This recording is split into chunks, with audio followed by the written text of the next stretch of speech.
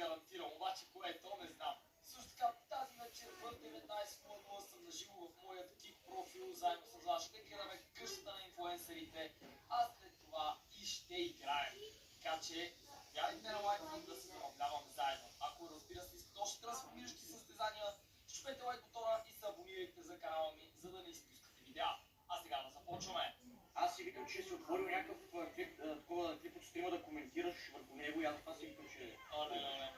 Не. Явно първото състезание сме сами хора, но какво да направим победа без Бай Монстър, че на него последно време много му върви. Айде, така че сега няма да спечеля едно. Пак има гридаджия, човек, пак има гридаджия. Тия хора са пътли в тази игра, бе. Майко! Просто има гридаджи, има и гридаджи. Да. Има топ 10 гридаджи, има и топ 1 гридаджи. Стрейта, добре. Почваме с окей автомобил. Има някакъв обаче получи. Какво е това, бе? Някакъв папс, това не го знам. Ма не съм се състезал с Папа него. му бил. Папс се казва човека. Аз не знам да има папа мобил. Папата се вози в папа му бил, ама... Той е с Вигеро Трак и момчето май се запи. Смъщи чекпоинтите лудя, бе. Майко. Аре, бе, къде е трансформа, бе?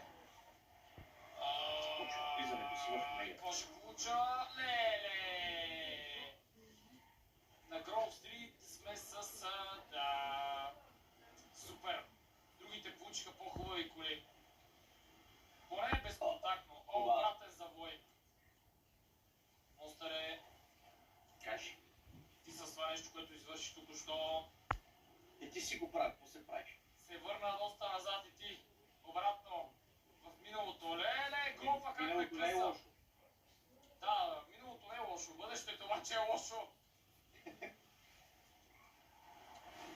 Аре, заби, къде е смяната, бе? Брат, защо чекпоинтите са толкова далеч? По-скоро защо трансформите? Чекпоинтите не са много далеч. 6... Ясно. Позиция. Реално първи и втория не са много по-напред. Леле, как лъска и не забива. Ето я трансформацията. Сега ако не ми даде един компресор, не знам. Заслужавам